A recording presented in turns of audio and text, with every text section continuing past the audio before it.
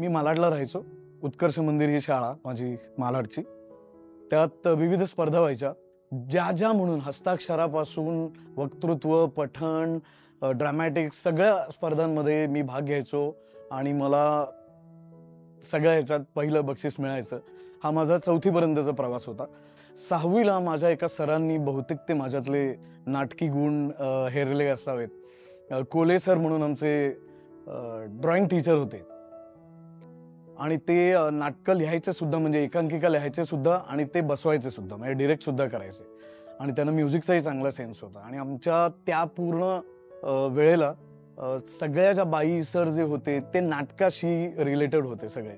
म्हणजे एक बाई नाच बसवायच्या, एक बाई गाणं बसवून घ्यायचं आमच्याकडनं, एक आमचे प्रिन्सिपल होते तेव्हाचे, ते नेपथ्य करायचे. असे सगळे त्या गोष्टींशी रिलेटेड होते आणि असं खूप भारलेलं आणि सांस्कृतिक वातावरण होतं आमच्या शाळेत. सो त्या माझ्या सरांनी माझ्यातले ते गुण हेरले असावेत. आणि 6वीत असताना मला खूप क्लिअरली आठवते, त्या सरांनी माझी पहिली ऑडिशन घेतली होती. एक संवाद दिला होता, एक पॅराग्राफ दिला होता आम्हाला. आम्ही अत्यंत मस्तीखोर मुलं होतो एकाच वर्गात, केळकर आणि केतकर. सो भयंकर मस्ती करायचो. सो ह्याची एनर्जी कुठेतरी गुंतवली पाहिजे आणि ह्याच्यात हे गुण आहेत असं त्या सरांनी बहुधा हेरलं असावं. आणि तो संवाद आम्हाला म्हणायला दिला आणि तो मी म्हटला. आणि तेव्हा त्याने सांगितलं की तू नाटकात काम करायचंयस. मी म्हटलं बरं. तेव्हा काहीच कळत नव्हतं. ती पहिली एकांकिका. त्या एकांकिकेत मला तेव्हा, म्हणजे आता मी वाटत नाही पण मी 50 वर्षांचा आहे. सो एक 40 वर्षांपूर्वी मे बी. सो तेव्हा नाटकात काम करणं आणि तेव्हा अवॉर्ड मिळणं, तेव्हा कुमार कला केंद्र नावाची खूप मोठी स्पर्धा इंटर स्कूल व्हायची, लिटिल थिएटर नावाची व्हायची. आता अनफॉर्च्युनेटली त्या संस्था नाही आहेत, पण तेव्हा बालरंगभूमी खूप सक्रिय होती आणि तेव्हा या सगळ्या स्पर्धा व्हायच्या. माझ्या शाळेची स्पर्धा व्हायची ॲज इन इंटर स्कूल, पण माझ्या शाळेने अरेंज केलेली. सो या 3-4 स्पर्धांमध्ये मला बेस्ट ॲक्टरचं अवॉर्ड मिळालं. कुमार कला केंद्राचं त्या वर्षीचं बेस्ट ॲक्टर अवॉर्ड मला मिळालं. त्या काळात पेपरमध्ये माझं नाव आलं होतं. So this is how I started. आणि मग त्यानंतर शाळेतल्या सगळ्या एकांकिका केल्या. त्यानंतर रोहिणी हट्टंगडींबरोबर एक हिंदी नाटक करण्याची संधी चालून आली होती, पण माझे आई बाबा दोघेही नोकरी करणारे असल्यामुळे त्यांना ते जमणारं नव्हतं. म्हणजे आम्ही रोहिणी त्यांना छबिलदासमध्ये जाऊन भेटूनही आलो होतो आणि कसं करता येईल, काय करता येईल हेही चाचपून पाहिलं गेलं, पण अनफॉर्च्युनेटली ते घडलं नाही.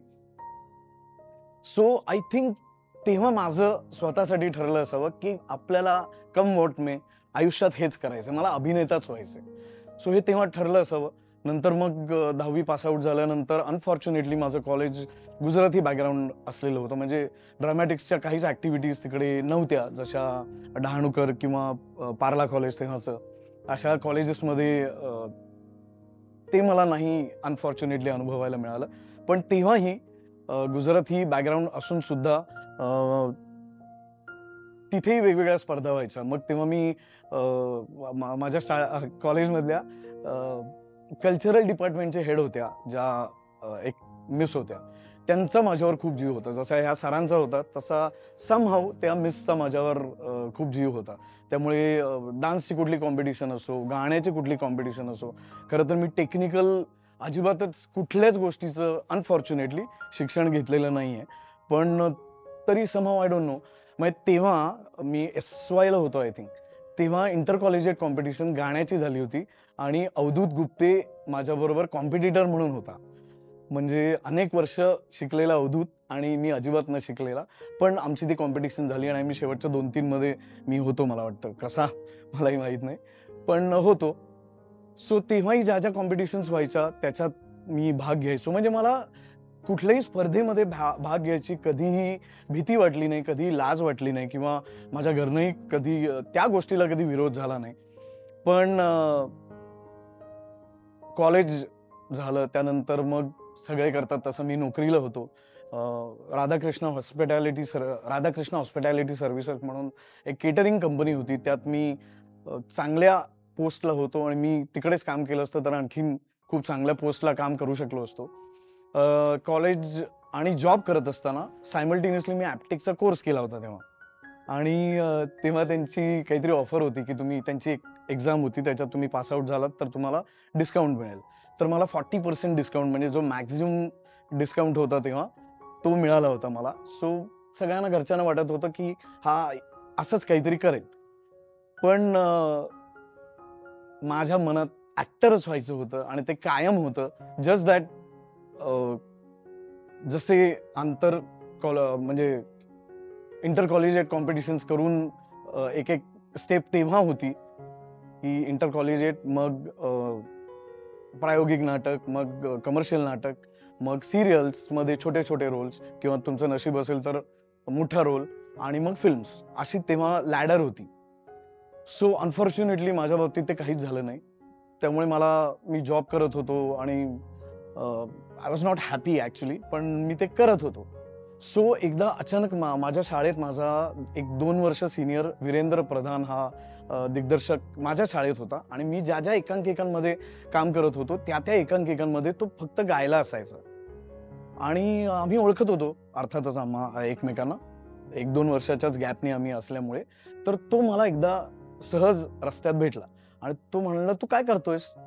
नाटक किंवा याच्यात तू काय करतोयस? मी म्हणलं, अरे काय नाही रे, मला काही माहीतच नाही कसं करायचं किंवा how to go about it. तर तो म्हणाला, मी एक नाटक करतोय पण त्यात रिप्लेसमेंट शोधतोय मी, तर तू करशील का? मला कोणी माहिती होतं रिप्लेसमेंट म्हणजे काय, आणि रिप्लेसमेंट केली की मग मेनस्ट्रीम मध्ये जायला तुम्हाला थोडा कठीण होऊ शकतं. ते मला ॲब्सोल्युटली काही तेव्हा माहित नव्हतं. नाटक करायला मिळते म्हटल्यानंतर मी म्हटलं हो मी करतोय. आणि तो म्हणाला, आता तरी सध्या त्याचे प्रयोग कमी जास्त आहेत, तर तू येऊन बघ एकदा, तुला कसं वाटतंय आणि मग तुला आवडलं तर तू कर. मी म्हटलं नाही नाही नाही, मी करतोय. तर तू म्हणला, घरी विचार, तू जॉब करतोयस, काय करतोयस? मी म्हटलं, हां ते सगळं होईल ॲडजस्ट, ते करू आपण जसं जमेल तसं, पण मी येतो. मी लगेच त्याच्या पुढचा प्रयोग होता तेव्हा जाऊन बघितला. मी त्याला सांगितलं मी करतोय. त्या नाटकात त्याचीच रिप्लेसमेंट होती. तो एका मुलीचा रोल करत होता, म्हणजे जो मुलगा असतो पण तो मुलीच्या गेटअपमध्ये थ्रूआउट त्या नाटकात वावरत असतो, आणि तो सायकोलॉजिकल प्रॉब्लेम झालेला मुलगा असतो. तो एका मुलीच्या प्रेमात पडलेला असतो आणि तिच्या जवळ जाण्यासाठी तो मुलीच्या वेशात तिच्या घरात जातो, वावरतो वगैरे, आणि शेवटी ते रिव्हील होतं, तो विग वगैरे काढतो. हे वयच असं असतं नावाचं ते नाटक होतं. सो ते बघितलं मी काहीच विचार केला नाही की अरे आपलं काय पदार्पण कसं होणार आहे, किंवा मुलीच्या ह्याच्यात आपण दिसू पहिल्यांदा प्रेक्षकांना वगैरे, असं काही तेव्हा डोक्यात नव्हतं. मला नाटक करायला मिळणार आहे जे मला आयुष्यभर करायचं होतं, आणि मला जॉब सांभाळून ते करता येणार आहे, त्यामुळे घरी काही प्रॉब्लेम असायचं कारण नाही. सो ते सुरू केलं मी. सायमल्टेनियसली मी जॉब करत होतो आणि प्रयोग कसे तरी मॅनेज होत होते. तेव्हाच त्याच संस्थेचं, प्रतिक्रिया नावाची संस्था होती आय थिंक, त्याच संस्थेचं दुसरं नाटक लगेच त्यांनी काढायचं ठरवलं, आणि त्यातही मला लगेच विचारलं, करशील का? तर म्हणलं, आईला ही पण नाईट मिळते सायमल्टेनियसली, त्याच संस्थेचं ॲडजस्टमेंट काही करायला लागणार नाही आहेत मला, आणि मला ॲडिशनल पैसे मिळणार आहेत. पण नंतर मग प्रश्न उभा राहिला की 2-2 नाटकं असतील, दौरे असतील, तर मग जॉब कसा मॅनेज करायचा? सो तेव्हा साजिद खान नावाचे माझे बॉस होते, आणि I was PA to him. So एकदा एकंदरीत माझं जे काही चाललंय ते बघून त्यांनी मला बोलवलं आणि ते म्हणले, Abhijit you please don't do this. I think तू ॲक्टर म्हणून तुझं करिअर केलं पाहिजेस, कारण I think you are happy doing that. So please do that, आणि जॉब नको करू, कारण इकडे पण सफर होणार, मी तुला काहीतरी बोलणार, प्लीज तू नको हे करू. आणि त्यांनी मला बल्कि 4-6 महिने त्यांनी मला ॲडजस्ट केलं होतं त्या ह्याच्यात, आणि मला एक कळत होतं की माझं कामही सफर होतंय आणि not right thing to do. So मी म्हटलं ठीक आहे, मी करतो म्हटलं विचार आणि सांगतो तुम्हाला. तर त्यानंतर लगेचच विचार, म्हणजे माझा विचार पक्का होता, पण जरा घरी जुळव किंवा घरी कसं सांगायचं, काय करायचं, हे सगळं तेव्हा डोक्यात होतं. पण वन फाईन मॉर्निंग मी ठरवलं की नथिंग डुईंग, आपल्याला हेच करायचंय, तर आता उडी मारल्याशिवाय पर्याय नाही, जो माझा आहे स्वभाव. मी सांगितलं घरी की मला हेच करायचंय. माझी मावशी माझ्या सगळ्यात जवळची होती, आणि मी माझ्या आयुष्यातल्या प्रत्येक गोष्टीत मावशीचा माझा सहभाग होता, मावशीचा आणि मावस भावाचा माझ्या, जे अत्यंत जवळचे आहेत माझ्या. सो मी मावशीला हे सांगितलं, आणि टू माय सरप्राईज मावशीने मला पहिला विरोध केला. अर्थात माझी घरचं सगळंच माहिती असल्यामुळे, आई बाबा सगळ्यांचा स्वभाव माहिती असल्यामुळे ही ती तशी रिॲक्ट झाली असावी. पण पहिला बॉम्ब तिने टाकला की नाही, जॉब सोडून तू हे करतोयस ते मला मान्य होणार नाही. तर मी म्हटलं अरे बापरे, म्हणजे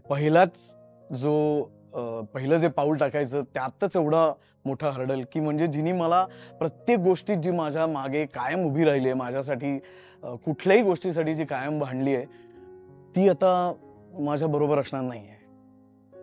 तर मी म्हटलं ठीक आहे, पण आपल्याला तर करायचं हे आणि हेच करायचंय आपल्याला. कारण मला दुसरं काही मी बेस्ट करू शकेन किंवा एवढ्या पॅशनेटली करू शकेन असं मला अजूनही वाटत नाही. सो मी म्हटलं ठीक आहे. पण मी म्हटलं मावशी मला हेच करायचंय. तर ती म्हणली बघ तुला जे काही तुझ्या समोर येईल त्याला सामोरं जाऊन तुला ते करायला लागेल. I said fine. मग मी घरी सांगितलं की मी जॉब सोडतोय, पण माझ्याकडे 2 नाटकं आहेत आणि एवढे पैसे मला मिळणार आहेत. सो फर्स्ट क्वेश्चन वॉज ते नाटक बंद पडलं तर? पुढे नाही मिळालं तर? तर मी म्हटलं बघू. माझ्या आई-बाबांना दोघांनाही गव्हर्नमेंट जॉब्स असल्यामुळे आणि आमची कायम उत्तम फायनान्शियल कंडिशन असल्यामुळे मला तसा कधी डोक्यात विचार आला नाही की मी एखादी गोष्ट करायचं म्हटलं तर नाही म्हणतील घरातनं. सो तोही करायला त्यांनी मला हो म्हटलं होतं. जस्ट दॅट मी ती एक्झाम दिली, मला 40% डिस्काउंट मिळाला आणि 60,000 मध्ये तो मला कोर्स करता आला. सो एवढे पैसे जर देणार असतील आपल्याला तर हे काय अगदीच याला सपोर्ट करतील. पण घरनं मला प्रचंड विरोध झाला त्या गोष्टीसाठी आणि माझ्या नाटकाला पहिल्या प्रयोगाला वगैरे आले होते सगळे, म्हणजे मावशीपासून सगळे आले होते. गडकरीला पहिला प्रयोग झाला होता. सो आय डोंट नो सगळ्यांना काय वाटलं असावं किंवा खूप अनसर्टन फील्ड आहे आणि त्यावेळेला तर आता तरी बरीच दालनं उघडली आहेत. पण तेव्हा म्हणजे हार्डली दूरदर्शन DD1 DD2 होतं आय थिंक आणि अल्फा मराठी जस्ट आलं होतं आय थिंक तेव्हा. सो आणि मग नाटक फक्त आणि तेव्हा नाटकात काम करणं म्हणजे अळवावरचं पाणी असं अगदी सरळ सोट म्हटलं जायचं आणि चांगल्या घरातले लोक हे करायला जात नाहीत असं तेव्हा होतं ॲक्च्युली. म्हणजे आता मला बघून तुम्हाला कदाचित ते वाटणार नाही, पण मी खरंच आहे 50 वर्षांचा, त्यामुळे मी जे सांगतोय ते तेव्हा खरंच व्हायचं. सो त्यांनी नाही सांगितलं आणि मी म्हटलं मला हेच करायचंय आणि आता मला ती चटक लागली आहे, तर आता मी हेच करणार आणि त्यासाठी जे काही करावं लागेल ते मी करीन आणि ते भोगायची माझी तयारी आहे. सो घरचे म्हणले तू कर. आईचा मला तरी एक काय म्हणतात सायलेंट सपोर्ट असतो तसा आईचा कायमच होता, आईचा अजूनही आहे. पण माझे बाबा खूप शिस्तप्रिय आणि खूप कडक आहेत माझे बाबा. त्यामुळे त्यांना ते पटण्यासारखं नव्हतं. आता माझी कामं बघितल्यानंतर त्यांना छान वाटतं किंवा ते अप्रिशिएट करतात. पण अजूनही एक देयर इज समथिंग की जे वडील आणि मुलामध्ये नाही पटत. सो ते नाही आहे अजूनही आमच्यात आणि ते तेव्हा तर खूप होतं, कारण तेव्हा मीही ऐन तारुण्यात होतो आणि बाबाही बऱ्यापैकी यंग होते. सो एक पॉइंट असा आला, खूप खूप खूप खूप एक्स्ट्रीम भांडण झालं आमच्या घरात आणि आय अटेम्प्टेड सुसाईड. त्यातनं कसा तरी मी वाचलो. 3-4 दिवस आय वॉज क्रिटिकल आणि आय वॉज हॉस्पिटलाइज्ड आणि त्यातनं कसा तरी मी वाचलो. ते झाल्यानंतर आमची सगळ्यांची मिळून एक अशी मीटिंग झाली ज्यात माझा मेहुणा सुद्धा होणारा, माझी बहीण होती सख्खी आणि माझे बाकीचे सगळे मित्र. त्यात उमेश होता, उमेश कामत. सो ती मीटिंग आमची झाली आणि त्या मीटिंगमध्ये आणि अख्ख्या जगात तेव्हा एकमेव माणूस होता उमेश, हु स्टूड बाय मी आणि तो म्हणला आता तू घरात राहायचं नाहीस आणि तू घरातनं बाहेर पड, आपण बघू कसं काय करता येईल. आणि तेव्हा अंधकार होता माझ्यासमोर, ॲब्सोल्युटली अंधकार होता. पण तेव्हा मी विचार केला की जीव द्यायचा आपण प्रयत्न केला होता, त्याच्यापेक्षा अंधकारमय असं काय असणार आहे. सो लेट्स सी, नाहीतरी आपल्याला हेच करायचं आहे आणि आपण करू शकतो याच्यावर आपला विश्वास आहे. So let's go for it. आणि मला खूप छान वाटतं व्हेन आय लुक बॅक. तेव्हा उमेश नुसतं ते म्हणलं नाही, तर उमेशच्या आईबाबांनी मला त्याच्या करवी निरोप पाठवला होता की अभिजितला आपल्या घरी घेऊन ये आणि त्याला हवंय तोपर्यंत तो आपल्याकडे राहिला तरी आमची काही हरकत नाही, आमची कुठली अपेक्षाही नाही त्याच्याकडनं. पण मी बिंग मी म्हणलं नाही, मी बाहेर राहतो कुठेतरी, लेट्स सी. अगदीच नाही जमलं, अगदीच नाही, झेपतच नाहीये, तर म्हटलं बघू, कारण माझ्या गाठीला पैसे नव्हते तेव्हा काही. सो बाहेर राहायचं ठरवलं आणि मी अंधेरीला, अंधेरीचा आत्ता जो जे मेट्रो स्टेशन आहे वेस्टर्न एक्सप्रेस हायवेचं, त्याच्या अगदीच मागे बार्स होते तेव्हा. आता डान्स बार्स वगैरे होते तेव्हा, आता ते नाही आहेत. सो तिकडे एका मित्राच्या ओळखीत बंगला होता तिकडे, तर त्या बंगल्यात पीजी राहायचे. सो तसा मी तिकडे राहायला लागलो. हे जो सगळा आमचा ग्रुप होता, हे सगळ्यांनी लाडू चिवडे हे ते आईने पण दिले होते आणि that is how I started की आता राहायला लागूया आपण एकटे. एकटा राहायला लागलो. तिकडे जवळ शामकदावर डान्स क्लासेस होते, सो ते मी जॉईन केले माझं जरा फ्रस्ट्रेशन डिप्रेशन कमी करण्यासाठी. तिकडे समोर एक थिएटर आहे. सो त्या थिएटरला आय थिंक ब्लॅक का दुसरी कुठली फिल्म मला नीट आठवत नाही, पण तेव्हा मला तिकीट विंडोवर मला खूप चांगल्या या सगळ्या गोष्टी आठवत आहेत. तेव्हा मी उभा होतो आणि ऊन पाऊस नावाची अशी सिरियल आहे, तर तू ये. त्याच्या आधी मी संजय सुरकरांना भेटून आलो होतो स्मिताताईंच्या ऑफिसला दादरला जाऊन. सो तेव्हा पण ते झीच्या ऑफिसला जस्ट चालले होते आणि मी ऑफिसमध्ये होतो आणि ते रोडवर ऑलरेडी गेले होते गाडीत बसायला आणि ते गाडीत बसत होते. तेवढ्यात मी धावत जाऊन, कारण मला ऑफिसमधनं सांगितलं आत्ताच संजयजी गेलेत आणि ते झीच्या ऑफिसलाच चाललेत आणि सगळं कास्टिंग अजून झालं नाहीये. सो मी धावत गेलो. संजयजी गाडीत बसत होते आणि मी त्यांना म्हटलं, सर असं मी तुम्हाला फोन केला होता आणि मला काम करायचंय तुमच्याकडे. अरे बरं झालं तू भेटलास, मी आता झीच्या ऑफिसला चाललोय, तर मी बघतो काय करता येईल आणि तुला फोन येईल.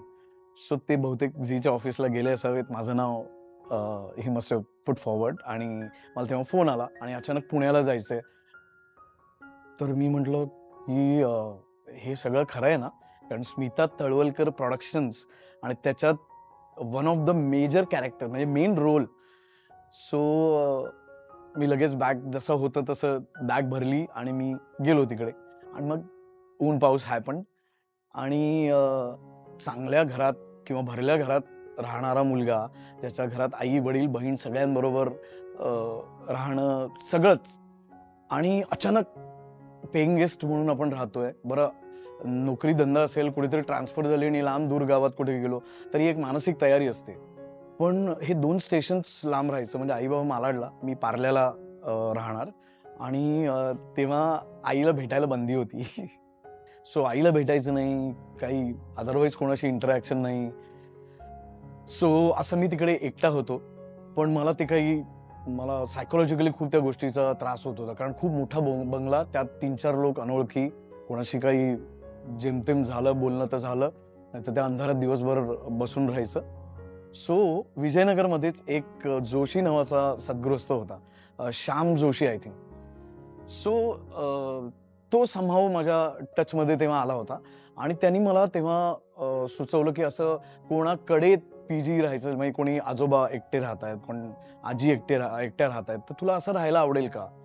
तर मी म्हणलो हो, म्हणजे घरात जर कोणाच्या मी जाणार असेल आणि कोणीतरी मला अकंपनी असणार असेल तिकडे करणारं, तर मला I would love it. So त्यांनी मला पार्लेश्वरमध्ये एक आजी होत्या, लेले आजी, आता त्या बिचाऱ्या नाही आहेत, पण मी लगेच त्यांच्याकडे शिफ्ट झालो, त्या आजींकडे, आणि शी वॉज अ स्वीट हार्ट. पैसे नव्हते हे त्यांनी हेरलं होतं तेव्हा, म्हणजे त्यांचे जे होते तेवढे मी द्यायचो, पण अदरवाईज माझ्याकडे सेव्हिंग किंवा असं काहीच नव्हतं. हे सगळं त्यांनी हेरलं होतं. बाबांशी मी बोलू का, आणि खूप खूप म्हाताऱ्या आजी होत्या त्या, तर मी बोलू का, आईशी बोलू का, मग तू कसं राहणार आहेस, पुढचं तुझं आयुष्य काय, असं नाही पुढचं आयुष्य जगता येणार. असं त्या सांगायच्या. त्या मला बाकीचे कामावर निघून गेले की त्या मला जेवण द्यायच्या. मला जे आवडायचं, तूप गूळ पोळी वरण भात घरचा, सो त्या मला तसं जेवण द्यायच्या. आणि तेव्हा ऊन पाऊस माझं मस्त सुरू होतं, त्यामुळे ते चालू होतं. त्यात स्मिताताई, सतीश, अनिकेत, रुजुता, प्रिया असा आमचा सगळा मस्त मोठा ग्रुप झाला होता अँड एव्हरीबडी न्यू की मी घरात राहत नाहीये. सो सगळे त्यांच्या त्यांच्या परीने जमेल तशी माझी काळजी घ्यायचे, माझ्याकडे लक्ष द्यायचे. सतीश राजवाडेनी तर त्याच्या घरी नेऊन मला 3-4दा आमटी भात वाढून जीव घातलाय. सो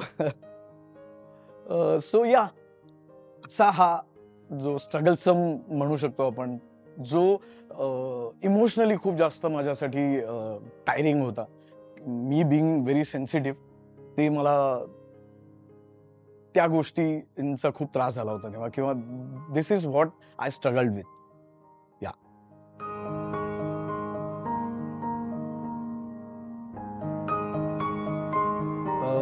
दोन गोष्टी आहेत.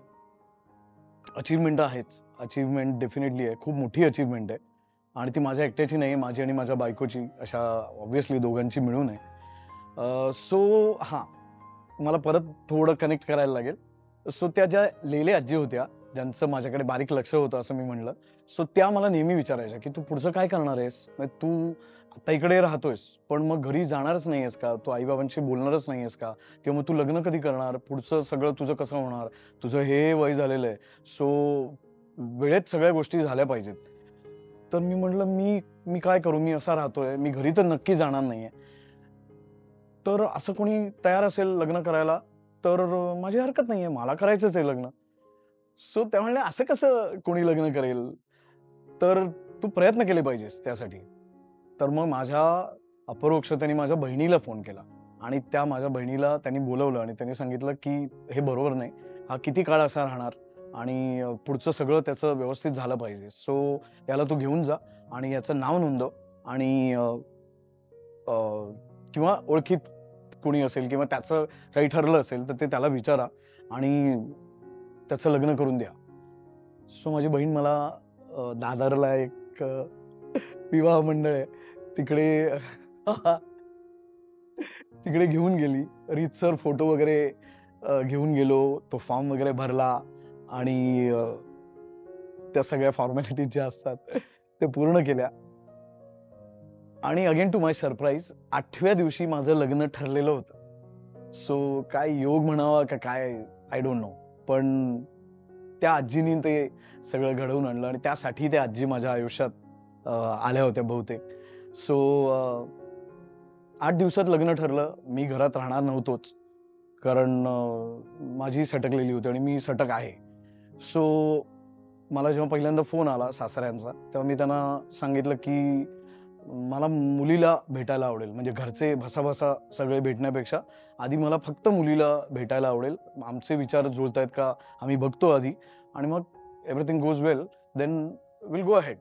So he was fine with it. So माझ्या बायकोला मी 2 तास शिवाजी पार्कात भेटलो, तिच्याशी गप्पा मारल्या, तिला सगळी परिस्थिती घरची सांगितली आणि वस्तुस्थिती की असं असं आहे, मी आयुष्यात काय वाटेल ते झालं तरी घरी जाणार नाहीये, सो असं माझं हे आहे.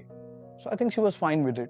सो मग आमचं ठरलं की तिची बहीण तिच्या बहिणीचा नवरा आणि माझी बहीण माझ्या बहिणीचा नवरा असं मिळून 6 जणांनी भेटायचं. सो आम्ही 6 जण भेटलो, त्यांच्याशी गप्पा मारल्या. आमच्याकडचे म्हणजे बहीण आणि बहिणीचा नवरा ओके होते आणि तिच्याही कडचे दोघेही ओके होते. सो नंतर आम्ही सगळ्यांना ओके ओके वाटलं की हां छान छान छान आणि करूया. पण मी सतत हे सांगत होतो की मी घरी जाणार नाही. सो ते ठरल्यानंतर त्यांच्या घरी जायचं ठरलं. मी म्हटलं आमच्या घरी रेड अलर्ट आहे, तिकडे जाण्याचा संबंधच येत नाही. सो काय भेटायचं असेल तर तुमच्या इकडे भेटूया आपण.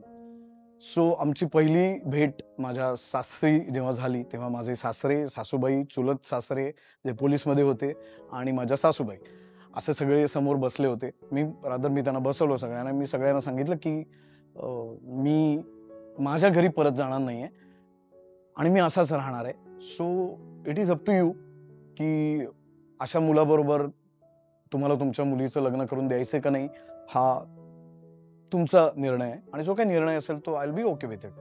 पण मी म्हटलं मला व्यसन नाही कुठलंही आणि मी तिला सुखात ठेवायचा मॅक्झिमम प्रयत्न माझ्याकडनं करीन, याची मी तुम्हाला शाश्वती देतो. एवढं बोलल्याचं मला खूप चांगलं आठवतंय. सो काही वर्ष लग्नाला झाल्यानंतर सासरे माझ्या घरी एकदा राहायला आले होते तेव्हा मी त्यांना विचारलं की बाबा तुम्ही असं कसं तेव्हा केलं असाल, म्हणजे माझ्या मुलीचं जर उद्या लग्न असं करायची वेळ आली तर मी आधीच नाही म्हणेन की असं येडसर डोक्याच्या माणसाबरोबर आणि जो घरीच जाणार नाहीये परत.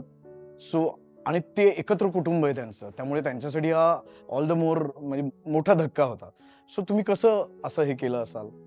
सो ते म्हणले की तुम्हाला बघितलं आणि तुमचं ज्या पद्धतीचं बोलणं होतं, म्हणजे आमचे केस पण काय असे पांढरे नाही झालेत. सो मला वाटला तुमच्याविषयी विश्वास. सो असं आमचं लग्न ठरलं. सो त्यानंतर आमच्या घरी गेलो आम्ही. म्हणजे ऑब्व्हियसली सांगायला पाहिजे घरी. म्हणजे निदान सांगायला तरी पाहिजे. सो बाबांचं म्हणणं होतं की तुम्ही सांगायला आलात, तुम्ही कुठे विचारायला आलात. सो तुम्ही बघा तुमचं काय करायचं ते. So I said fine. Me already यांना सांगितलेलं होतंच की हे असं असणार आहे. पण फॉर्च्युनेटली किंवा अनफॉर्च्युनेटली म्हणूया, तेव्हाच नेमकं माझ्या बाबांचं बायपास सर्जरी निघाली. म्हणजे त्यांना अदरवाईज अ व्हेरी प्लॅन्ड मॅन, कधी इकडचं तिकडे खाणार नाही किंवा झोपण्याची उठण्याची वेळ चुकवणार नाही असा माणूस, पण नेमकी त्यावेळेला त्यांची बायपास सर्जरी करायचं ठरलं किंवा सांगितलं गेलं त्यांना. तोपर्यंत त्यांना बीपी नाही, शुगर नाही, कुठल्याही प्रकारचा म्हणजे ताप सुद्धा कधी त्यांना आलेला आम्हाला आठवत नाही. पण त्यांची सर्जरी तेव्हा करायला लागली आणि नेमकं माझ्या लग्नाच्या आधी. So he called me back home आणि ते म्हणले, "ये, आम्ही लग्न करून देतो तुझं." So I said fine. बायकोचा पायगुण म्हणा किंवा योग म्हणा, काय म्हणाल ते म्हणा. पण त्यांनी बोलवलं मला घरी आणि माझं रीतसर लग्न लावून दिलं. त्यामुळे घरचेही बायकोच्या खुश सगळे. मी तर काय खुश होतोच. पण लग्न झाल्यानंतर डिसेंबरमध्ये माझं लग्न झालं आणि फेब्रुवारीमध्ये आमचं भांडण झालं आणि तेव्हा मी जे घर सोडलं, त्यानंतर मी म्हटलं आता नाही, परत जायचं. आणि अगदी काही कारणच नाही खरं तर. आणि म्हणजे माझे बाबा फक्त रागीट आहेत का? तर नाही. माय फादर देव माणूस आहेत आणि मी एक्झॅक्टली त्यांच्यासारखा आहे. म्हणजे मी देव माणूस नाहीये, पण मी exactly I am a replica of my father. आमचे स्वभाव सेम आहेत, आमचं स्पष्ट बोलणं सेम आहे, आमचं वागणं सेम आहे. म्हणजे माझे बाबा कोणाला अदरवाईज कोणालाही मदत लागली तर अर्ध्या रात्री उठून जातील. साधा कोणी पत्ता विचारला तर त्यांच्या घरात आत त्यांना बसवून पाणी पाजेपर्यंत सोडून येतील. असा स्वभाव आहे माझ्या बाबांचा. पण अनफॉर्च्युनेटली आमचं कधीच पटलं नाही. म्हणजे मी मुद्दामून सांगतोय कारण बिग बॉसमध्ये अचानक ते माझ्यावर ते खूप आलं की एक टास्क होता आणि त्या टास्कमध्ये तुमच्या लाईफबद्दल सांगायचं होतं. म्हणजे तुम्ही कसं इथपर्यंत आला किंवा तुमचं स्ट्रगल कसं होतं किंवा कशाला तुम्हाला सामोरं जायला लागलं वगैरे वगैरे वगैरे. सो मी अत्यंत निरागसपणे जे काही होतं, म्हणजे मला तोपर्यंत माहीत नव्हतं की रियालिटी शोमध्ये असं सगळं आपलं अंतरंग दाखवायचं नसतं. पण ते मी सांगितलं तिकडे आणि ते सांगितल्याच्या 10 मिनिटानंतर बिग बॉस सुरू झालं खऱ्या अर्थाने माझ्यासाठी. तोपर्यंत मला वाटलं काही टास्क होता, टास्कमध्ये जे काही घडतं, भांडणं होतात, ते सगळं ऑर्गॅनिक असतं आणि ते घडत जातं. पण काही माणसं तिकडे ठरवून आलेली असतात काही गोष्टी. सो असं माझ्यावर ते आलं की जो स्वतःच्या बापाचा होऊ शकत नाही, तो कोणाचा काय होणार वगैरे टाईप्स गोष्टी. सो मला हे मुद्दामून आवर्जून इकडे. मग त्यानंतरही ट्रोल झालो मी. आय वॉज इनसाइड, पण बाहेर खूप ट्रोल झालो आणि बरंच काही बोललं गेलं आणि बरंच काही घाणेरडं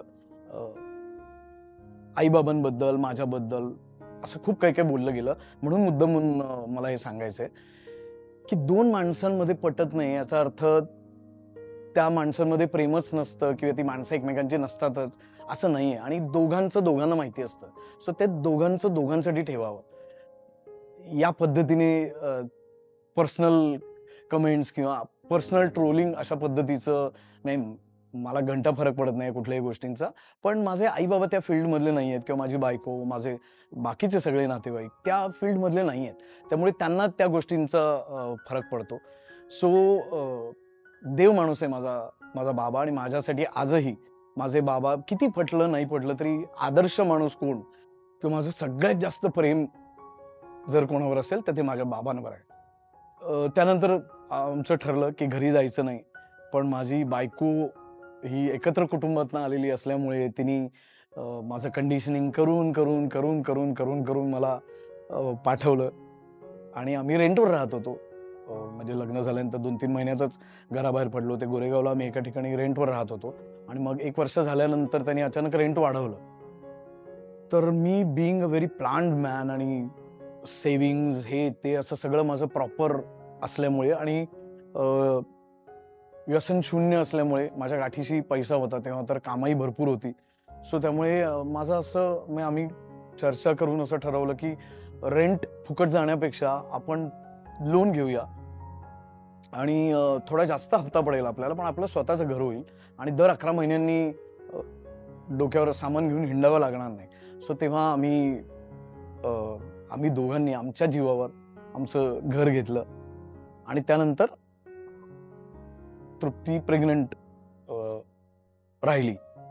सो आम्हाला टू आवर सरप्राईज आम्हाला कळलं की आम्हाला ट्विन्स आहेत आणि तेव्हा माझं मरेमर काम चालू होतं. म्हणजे मी तुझं माझं जमेना नावाची सिरियल करत होतो, जी पुण्याला इंटिरियरमध्ये होती आणि एकदा पाहावं न करून नावाचं माझं नाटक होतं, ज्याचेही दौरे प्रयोग सतत चालू होतं. म्हणजे ड्युरिंग प्रेग्नन्सी अनफॉर्च्युनेटली मी तृप्तीला खूप कमी वेळ देऊ शकलो किंवा हडपसरला त्या सिरियलचं शूटिंग असायचं आणि तेव्हा जरा उसंत मिळाली, उद्या शूट नाही आहे, आदल्या रात्री कळलं की मी रातोरात ड्राईव्ह करत निघायचो. खूप दमलेला असायचो. बऱ्याच वेळा झोपेत गाडी चालवत असं स्वतःला करत फक्त भेटायला यायचो आणि भेटून लगेच तडक जायचो. त्या एका गोष्टीची सहल आहे की आपल्याला त्या दरम्यान म्हणजे बायकोला वेळ देता आला नाही. मुलांना ते आत असताना त्यांच्याशी गप्पा मारता आल्या नाहीत. जे सगळं मी आता भरून काढतो. पण ती फेज आयुष्यातली मिस झाली कुठेतरी आणि वेळ देता यायला हवा होता असं मला वाटतं. पण तेव्हा काम करणं, पैसे जमवणं, लोन फेडणं हेही तेव्हा खूप जास्त गरजेचं होतं. सो ती प्रेग्नंट आहे असं कळल्यानंतर आणि मी बाहेरच होतो, त्यामुळे माझं सासर मुलुंडला असल्यामुळे आम्ही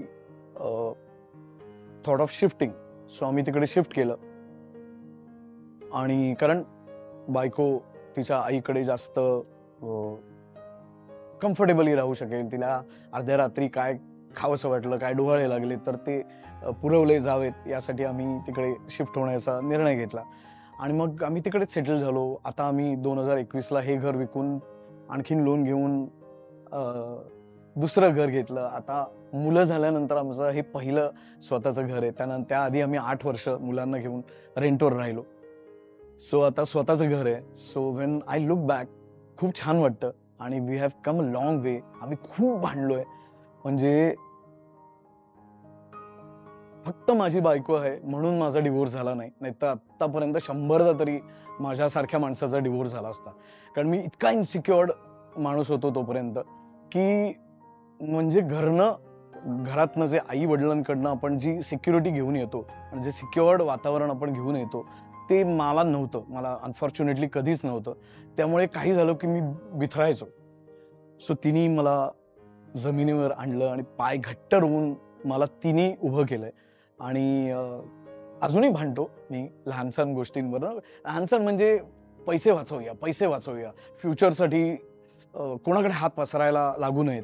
कारण माझं इतकं अनसर्टन फील्ड आहे ते मला माहिती आहे आणि मी आत्तापर्यंत काय करून इथपर्यंत आलोय आणि स्वतःच्या हिमतीवर घर घेणं म्हणजे काय हे आम्हाला दोघांनाही माहिती आहे. त्यामुळे आहेत ते पैसे वाचवूया. नको इतके, आता गरज नाही तर नको खर्च करूया. मी स्वतःवर तर नाहीच खर्च करत, पण त्या तिघांसाठी जे काही करता येईल ते मला करायला आवडतं आणि ते मी करतो. पण तरी नको हे नको करूया. सो ह्या गोष्टीवरनं मॅक्झिमम आमच्यात भांडणं होतात. बट येस, आमचं स्वतःचं आता नवीन घर झालंय आणि जे आम्ही खूप एन्जॉय करतो. खूप पॉझिटिव्ह, खूप व्हायब्रंट असं घर आहे आमचं आणि नाऊ वी आर हॅपी.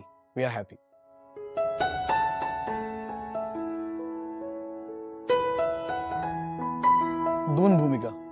एक म्हणजे बालगंधर्वमधली जी भूमिका होती ती आणि मी आत्ता एका मालिकेत तुझेच मी गीत गात आहे नावाच्या मालिकेत साहेबरावची भूमिका केली होती.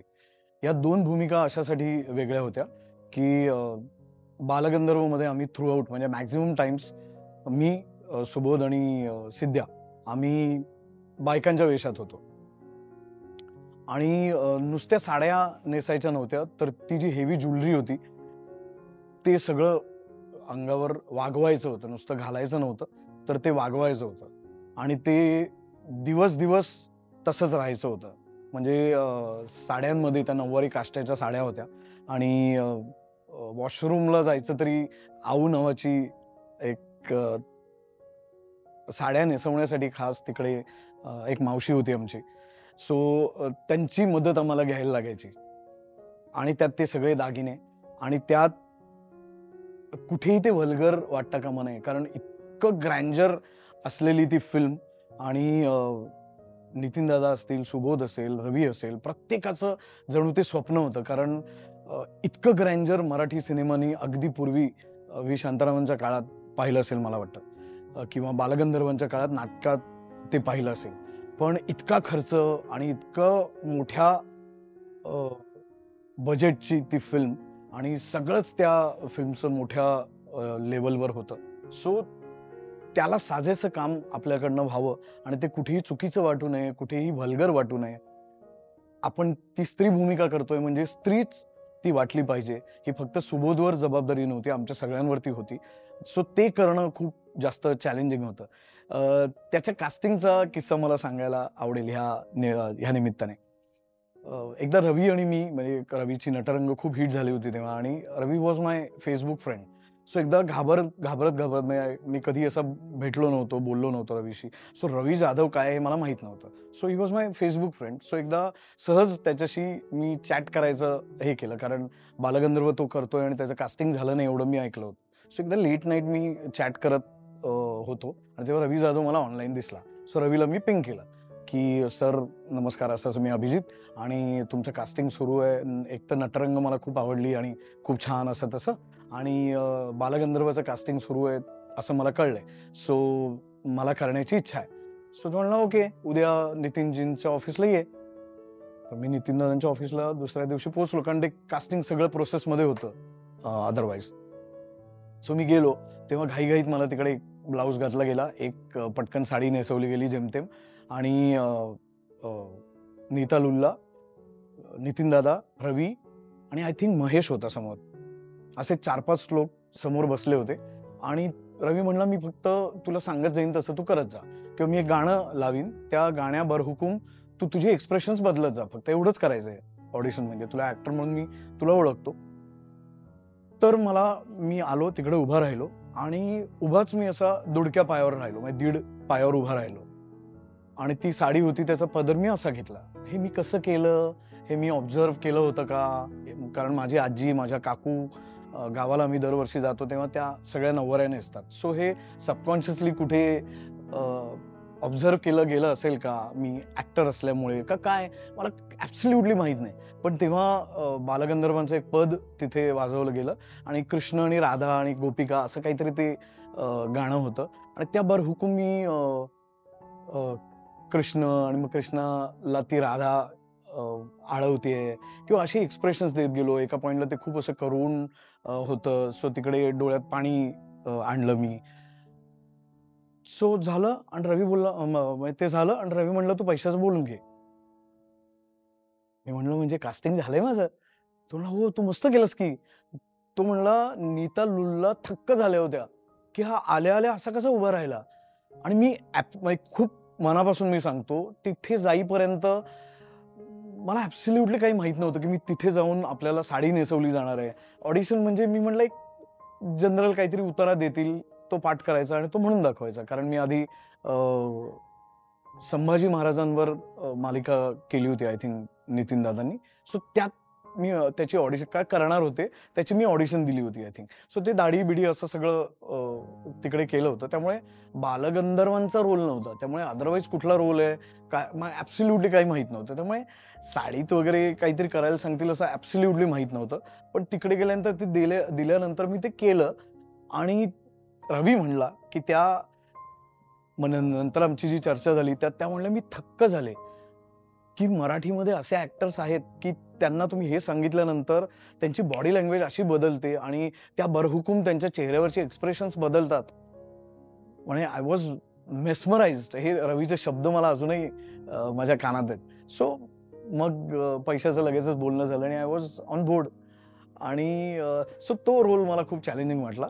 आणि दुसरं म्हणजे साहेबरावचा विलन मी आधी केलेत, पण ग्रामीण भाषा आणि ती सुद्धा सातारा कोल्हापूरची भाषा जी आयुष्यात मी कधी बोललो नाही आतापर्यंत किंवा इतकी ऐकली पण नाहीये. नाहीतर आपण जनरली ऐकून आपल्याला थोड्याफार त्या भाषा बोलता येतात. मी जेव्हा नंतर म्हणजे माझं कास्टिंग झाल्यानंतर जेव्हा आमच्या प्रोड्युसरशी किंवा एकंदरीत चॅनलच्याही लोकांशी नंतर बोललो, तेव्हा मला असं कळलं की सगळ्यांना असं वाटलं, नाही, नाही, अभिजित नाही. कारण त्यांना त्या रोलसाठी एक तर व्हिलनचा रोल होता आणि त्या रोलसाठी त्यांना असा रांगडा कोणीतरी, काळा कभिन्न किंवा असा कोणीतरी राकट असा दिसणारा कोणीतरी हवा होता. आणि सतीशनी माझं नाव सांगितलं होतं की तुम्ही अभिजितला विचारा, अभिजित हे करू शकेल असं मला वाटतं. सो मला लुक टेस्टला बोलवलं आणि ते सगळे घुंगरू-बिंगरू सगळं त्या गोष्टी सगळ्या रेडी होत्या त्यांच्या. म्हणजे मला लेखकाचं सुद्धा मुद्दामून कौतुक करावंसं वाटेल की साहेबरावाचा टायमिंग कधी चुकत नसतंय. ह्या लाईन सकट, या पंच लाईन सकट सगळं रेडी होतं आणि मला काही खूप करायला लागलं नाही खरं तर त्या पर्टिक्युलर लुक टेस्टसाठी. पण नंतर मला वाटलं की ही थ्रूआउट भाषा मी कशी बोलणार आहे. पण तेही मी कुठनं तरी ते मिळालं होतं मला किंवा कुठनं तरी ते मी घेतलं होतं. पण मला जशी मी ही भाषा उत्तमरित्या बोलू शकतोय, तशी त्याही भाषेतले ते शब्द किंवा मला काहीच अडचण आली नाही थ्रूआउट. म्हणजे मला असं वाटलं होतं की ते खूप जास्त ट्रिकी असेल माझ्यासाठी किंवा मला ते खूप जास्त मगअप करायला लागेल किंवा ते सगळंच बाणवायला लागेल माझ्यामध्ये. सो असं मला काहीच करायला लागलं नाही, टू माय सरप्राईज. आणि नंतर सगळ्यांचं म्हणजे प्रोड्युसर बरोबर जेव्हा नंतर बोललो तेव्हा मला असं कळलं की तू नव्हतासच आमच्या डोक्यात आणि आम्ही तर नाहीच म्हणत होतो. म्हणजे चॅनल मीटिंगला पण आम्ही सांगितलं होतं की नाही नाही नाही, अभिजित कसा आपल्याला अशा पद्धतीचा माणूस आहे आणि अभिजित कसा त्यात फिट इन होईल. पण I think Satish stood by me आणि मी तो चांगला केला असं नंतर सगळ्यांनीच मला म्हणजे आमची क्रिएटिव्ह होती तेव्हा तिकडे. सो ती म्हणली की तू पहिला डायलॉग बोललास, बोलला आहे त्या भाषेच्या यांनी म्हणतो मी, तू पहिला डायलॉग बोललास तेव्हाच मी म्हणलं अरे मिल गया आपने को. आणि मलाही असंच वाटतं कारण अदरवाईज कुठलंही कॅरेक्टर करायचं असेल तर थोडी आजही मनात भीती असते की मला हे कॅरेक्टर सापडायला पाहिजे किंवा मस्त करता आलं पाहिजे. आधीच्या रोलपेक्षा मला वेगळं काहीतरी याच्यात करता आलं पाहिजे. पण टू माय सरप्राईज साहेबराव मला असा मिळाला आणि तो कसा मिळाला हे मलाही माहित नाही. पण तो मला करताना नाही पण सुरुवातीला मला तो चॅलेंजिंग वाटला होता.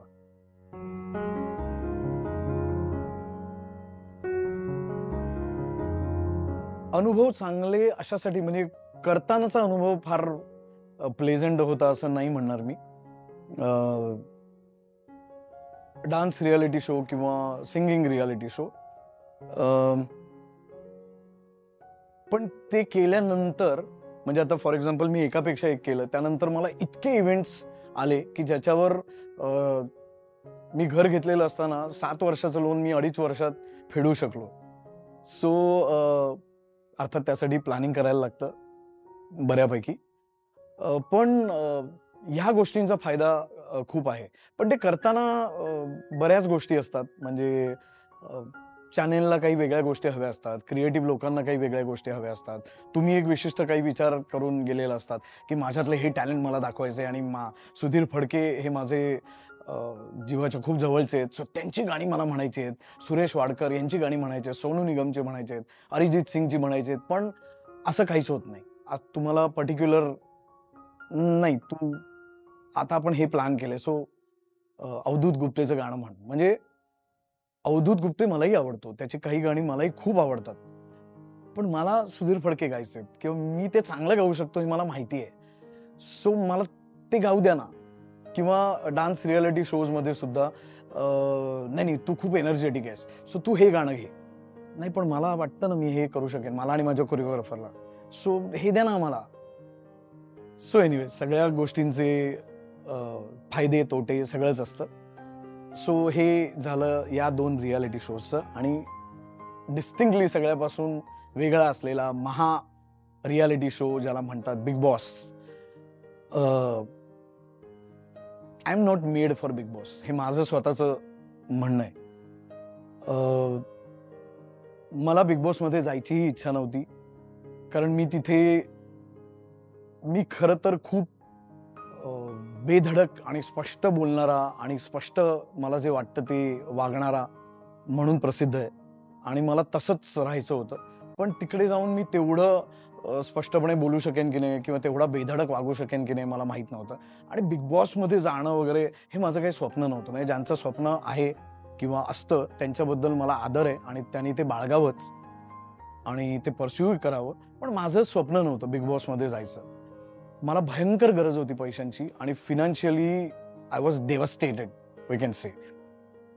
मला 2014 मध्ये हे मुद्दामून का सांगावंसं वाटेल की या क्षेत्रात सगळ्यांना यायचं असतं आणि खूप ग्लॅमरस वाटतं हे क्षेत्र. सो ह्यात कसं यावं, एक वेळ येणं सोपं असतं पण तग धरून राहणं कन्सिस्टंटली इतकी वर्ष बऱ्याच अप्स डाऊन्समधनं तुम्हाला जायला लागतं आणि त्यात फायनान्शियल क्रायटेरिया खूप मोठा असतो. आणि त्याबरोबर म्हणजे तुमच्या करिअर बरोबर तुम्हाला तुमचं आयुष्यही किंवा आयुष्यातल्या जबाबदाऱ्या सुद्धा बरोबर न्यायच्या असतात, वागवायच्या असतात.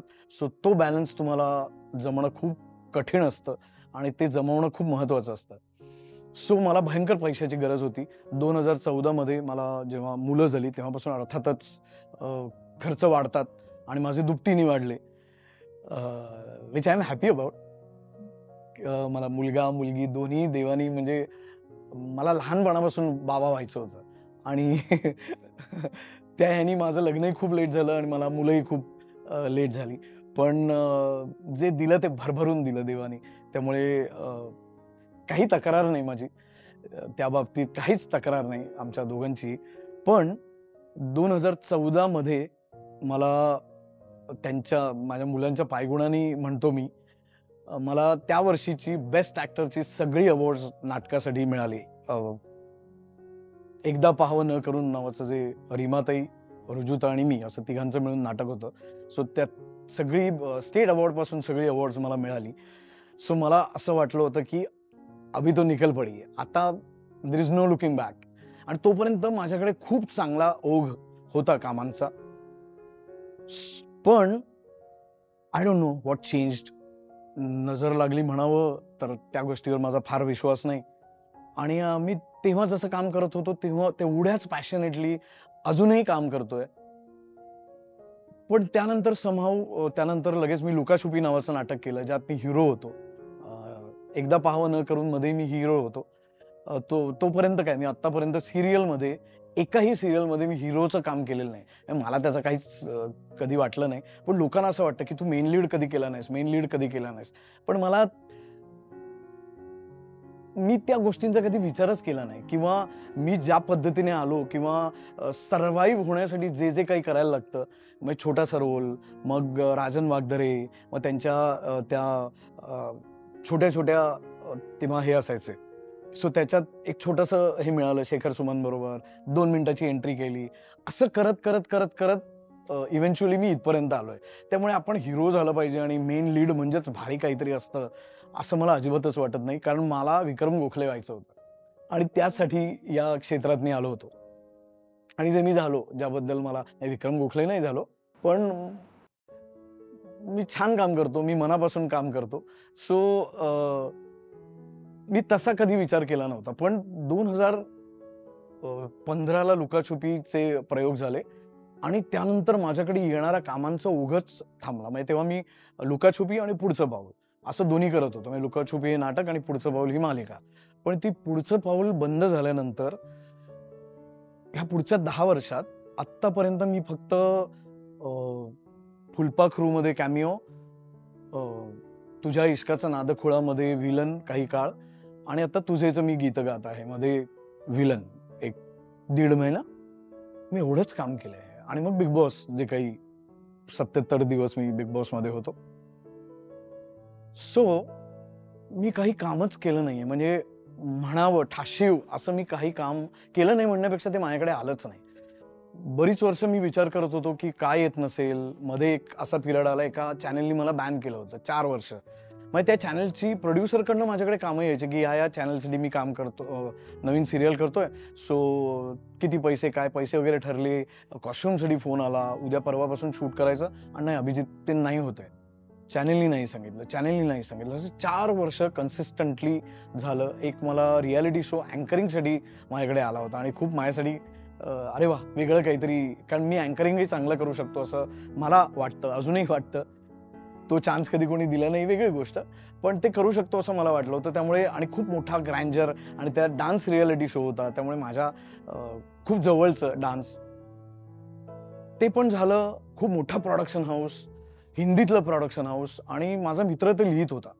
सो त्याच्याकडनं असं आलं की अभ्या यार कुछ तो झोल है, चॅनलकडनं तुझ्या नावाला नाही येत आणि भर मीटिंगमध्ये नाही आलं. तर मी म्हटलं काय रिझन काय पण, कारण त्याच्या आधी कन्सिस्टंटली असं होत होतं की त्याच चॅनलची सिरियल आली नाही नाही नाही नाही.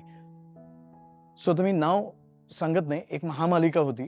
ते नंतर मला कळलं, एका मोठ्या प्रोड्युसरकडे गेलो मी कास्टिंगच्या संदर्भात. तर मी त्यांचं नाव सांगू शकतो, he is a sweet heart, Rakesh Sarang. त्यांच्याकडे मी गेलो. त्यांनी 2 सिरियलसाठी, प्रवाहाच्या आणि आणखीन एका चॅनलच्या 2 सिरियलसाठी माझं कास्टिंग केलं होतं आणि अगेन सेम प्रोडक्शन असल्यामुळे डेटसुद्धा ॲडजस्ट होतील वगैरे या लेवलवर सगळं झालं होतं. पैसे ठरले, कॉस्ट्युमसाठी सगळं झालं वगैरे आणि माझं नाही असं आलं. तर राकेश दादांची माझं काही खूप इंटरॅक्शन नव्हतं, पण आय थॉट नाही दिस इज द टाईम आणि आपण जाऊन भेटलं पाहिजे. आणि त्यांच्याबद्दल मी खूप छान ऐकून होतो. म्हणजे ते खूप स्पष्ट बोलतात जे काय बोलतात ते. सो जे काय असेल ते तोंडावर कळेल आपल्याला. आणि माझाही स्वभाव तसाच असल्यामुळे मी जाऊन भेटलो राकेश दादांना आणि मी त्यांना विचारलं, सर काय कारण आहे? म्हणजे मला म्हणजे मी आता तुम्ही नाही सांगितलं, तुम्ही नका घेऊ आणि मी आता तुम्ही म्हणलं तरी मी करणार नाही ही सिरियल. पण म्हटलं काय रिझन आहे ते मला ऐकायला आवडेल म्हटलं. कारण हे कन्सिस्टंटली माझ्या बाबतीत होतंय आणि ते माझ्यासाठी, माझ्या करिअरसाठी योग्य नाही हे मला कळतंय म्हटलं, मला माहिती आहे. सो ते म्हणले की तू अशी मालिका करत होतास, तर आमच्या चॅनल बरोबरच्या सगळ्या प्रोड्युसर बरोबरच्या मीटिंगमध्ये त्यांनी सांगितलं की नाही नाही, अभिजित इज नॉट प्रोफेशनल किंवा अभिजित सेटवर आल्यानंतर टाइमपास करतो, डायलॉग्स पाठ करत नाही आणि वागणं बोलणं बरोबर नाही त्याचं. तर त्या मालिकेत तेव्हा एक खूप जागतिक दर्जाच्या एक ऍक्टर काम करत होत्या. मी म्हटलं, राकेश दादा मी आत्ता इथे तुमच्या समोर बसलोय, आत्ता तुम्ही त्यांना फोन लावा आणि माझ्याविषयी विचारा. आणखीन एक दिस व्हेरी ट्रिकी, कोणाचं नाव न घेता हे सांगणं. मी म्हटलं त्यांना फोन करा, आणखीन एक आहेत त्यांना फोन करा. मी म्हटलं त्यांनी एकदा जरी तुम्हाला सांगितलं ना की अभिजितचं वागणं नाही नाही 19-20 आहे, तर मी म्हटलं ढेंगा घाललं जाईन मी जे म्हणेल त्याच्यात. पण म्हटलं मला, तर त्यांनी मला ते रिझन सांगितलं की ह्यांनी. अच्छा, मी म्हटलं ओ अच्छा असं झालंय का? मग मी खरं कारण काय होतं ते सांगितलं. म्हणजे ज्या दिवशी कसाबनी मुंबईवर दहशतवादी हल्ला केला होता, तेव्हा 4 तास मी त्या प्रोड्युसरशी, ज्यांनी मला नंतर मालिकेतनं इव्हेंच्युअली काढून टाकलं, त्यांच्याशी 4 तास मी लढत होतो. कारण 2.5 वर्ष ती मालिका मी केली होती सेम पैशामध्ये आणि माझं असं म्हणणं होतं की निदान ₹500 पर डे तरी वाढवा. माझं लग्न झालंय, माझ्यावर जबाबदारी आहेत आणि 2.5 वर्षात सेम पैशात हू कचू न करता मी काम केले की तुमच्याकडे. नाही पुढचे 500 एपिसोड तुझ्यावरच आहेत आणि सगळी भिस्त आमची आता तुझ्यावर आहे. कारण जी 2 कपल्स घेतली होती त्यातलं तुमचं कपल चांगला अभिनय करतंय आणि ते वर्क होतंय. सो चॅनलनी पुढचे 500 एपिसोड्स तुमच्यावरच सांगितलेत. मी म्हटलं पुढचे 500 एपिसोड आमच्यावर सांगितलेत. तुम्हीच म्हणताय आम्ही चांगलं काम करतोय. सो आम्हाला पैसे वाढवून द्यायला काही हरकत नसावी खरं तर तुमची. आणि ₹500 म्हणतोय मी. तर त्यांचं एक काय त्यांचं ठरलेलं होतं की नाही नाही नाही, आम्ही सांगतोच त्याप्रमाणे झालं पाहिजे. सो खूप 4 तास मी बोलत होतो त्यांच्याशी आणि खूप चांगल्या ह्याच्यावर ते माझ्यासाठी सॉल्व्ह झालं होतं की नाही आपलं नाही पडत आहे पैशावरनं. सो मी नाही करत यापुढे ही मालिका. सो त्या लेव्हलवर ते संपलं होतं, पण ते त्यांच्यासाठी संपलं नव्हतं आणि त्यांना ते अशा पद्धतीने संपवायचं होतं. हे खूप सॅड आहे. सो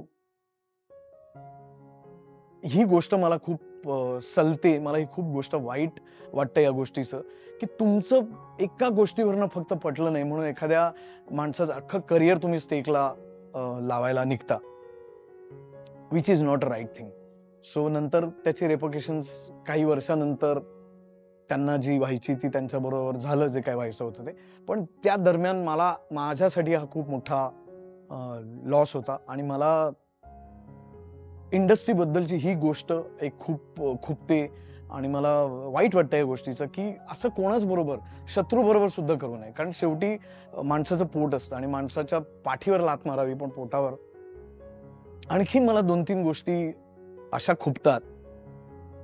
जीव तोड काम केल्यानंतर पण 3 महिन्यांनी पण पैसे मिळत नाहीत. त्यासाठी जीव घालवायला लागतो. त्यासाठी म्हणजे मडला जायला जेवढा त्रास होत नाही आपापल्या घरून, त्याच्यापेक्षा जास्त प्रोड्युसरकडनं केलेल्या कामाचे आणि चांगलं काम केल्याचे पैसे मिळायला त्रास होतो. 6-6 महिने थांबायला लागतं.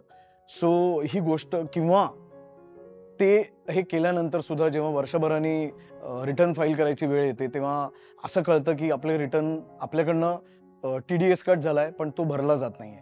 सो त्यासाठी एक वेगळी लढाई. ह्या गोष्टी भयंकर संतापजनक आहेत आणि मला त्या भयंकर खटकतात. सो या अनुषंगाने मला चॅनलमध्ये जे वरचे लोक आहेत त्यांना मला हात जोडून विनंती करायची आहे की तुम्ही अशा सगळ्या लोकांच्या मागे प्लीज उभे राहा. आणि जे 3 महिन्याचा क्रेडिट पिरियड आहे तो तुम्ही प्रोड्युसरना, I think to my knowledge, 1 महिन्यानंतर चॅनल रिलीज करतं प्रोड्युसरना पैसे. सो 1 महिना झाल्यानंतर, 1-1.5 महिन्यानंतर या सगळ्या लोकांना ते पैसे देण्यात यावेत. आणि ते पैसे देण्यात आलेले आहेत की नाही ॲक्टर्सना, हे याची नोंद थोडं आउट ऑफ द वे जाऊन आहे, पण चॅनलमधल्या लोकांनीही घ्यावी.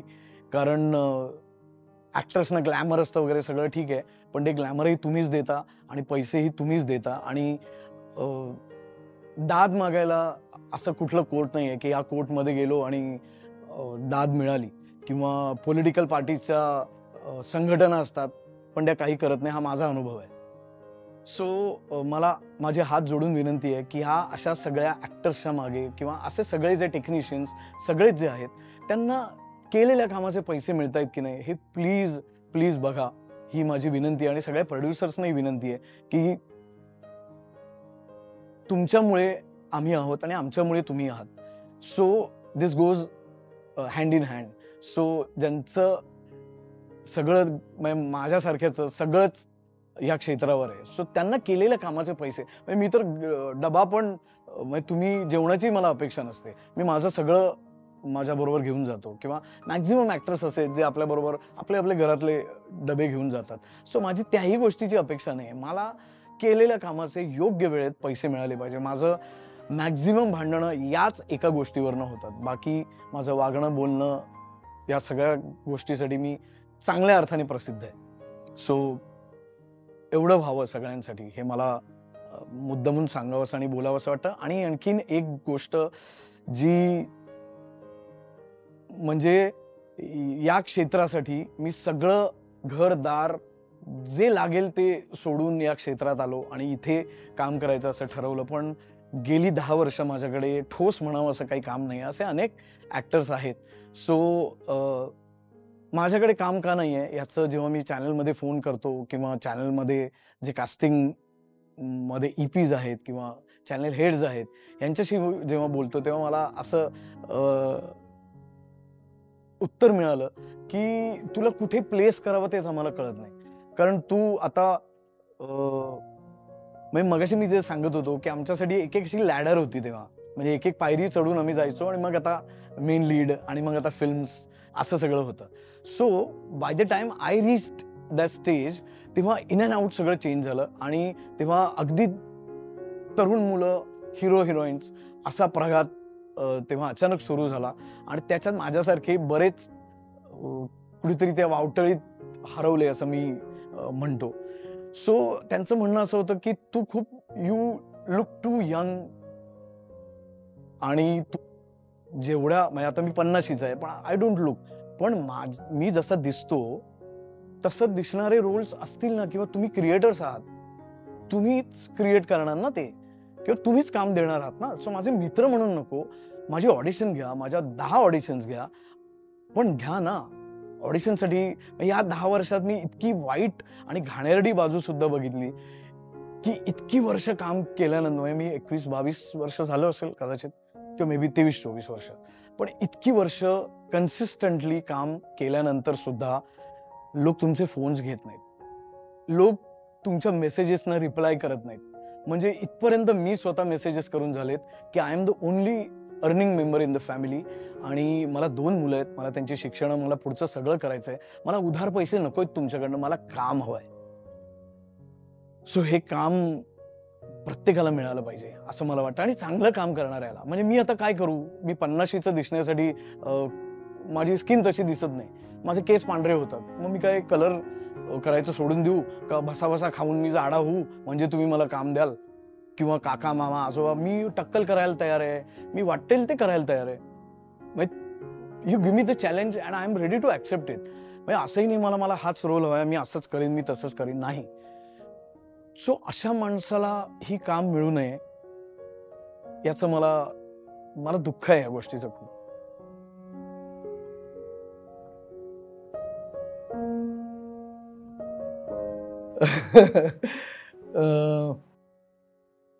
पहिला सीझन येऊन गेला ना बिग बॉसचा, तेव्हा मी खूप ऍक्टिव्ह होतो बाहेर.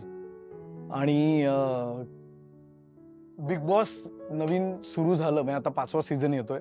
बाहेर ना अनेक ग्रुप्स तयार होतात भसाभसा, आणि गॉसिपचे ग्रुप्स किंवा बिग बॉस विषयी चर्चा करणारे ग्रुप आणि असं बरंच काही तयार होतं. सो पहिला सीझन जेव्हा झाला तेव्हा मीही अशा एका ग्रुपचा भाग होतो, आणि चर्चा आणि सगळं त्याच्याविषयी गॉसिप असं सगळं मीही करत होतो. सो आय वॉज प्रिपेअर्ड की हे सगळं माझ्या बाबतीत होणार आहे. आत गेल्यानंतर माझ्यासाठी सगळ्यात चॅलेंजिंग गोष्ट होती ती म्हणजे तेव्हा खूप घाणेरड्या पद्धतीने ट्रोल झालो मी, किंवा हा बायल्या आहे, हा रडतो खूप, आणि हा रड्या आहे, रडूबाई आहे, काकूबाई आहे, मावशी आहे, छक्का आहे, जे काय असेल ते. So this was not new for me. म्हणजे हे मी शाळेत असल्यापासून मी ऐकत आलोय. माझ्या बाईंनी हे अनेकदा म्हटलेलं आहे. मग खरं तर असं म्हणू नये, बाईंनी असं म्हणलं ही चुकीची गोष्ट आहे, पण मी लहान असल्यापासून I was surrounded with girls. म्हणजे माझ्या मित्रांपेक्षा मैत्रिणी खूप जास्त आहेत, आणि मला त्या गोष्टीचा अभिमान आहे. म्हणजे आय वॉज मी आणि माझ्याबरोबर माझा एक मित्र आहे, आम्ही दोघेच होतो जे 10वी पर्यंत डबे घेऊन जायचो, आणि सगळ्या मुली डबे आणायच्या. त्या मुलींबरोबर आम्ही कोंडाळं करून शाळेत डबे खायचो. सो तेव्हा हा कृष्ण आहे, ह्या सगळ्या गोपिका आहेत, असं बाई मला कायम 2-3 होते असे सर, बाई असे सगळे. सो तेव्हाही मी या कुठल्या गोष्टीने भीक घातली नाही, आणि मला त्या गोष्टीचं तेव्हाही काही वाटलं नाही. त्यामुळे आता तर वाटण्याचा काही संबंधच नव्हता. But now since I am married and I have family to look after. माझे लहान मुलं होती, माझ्या मेहुण्या आहेत, माझे साडू आहेत, माझे अदरवाईज सासरचे खूप नातेवाईक आहेत.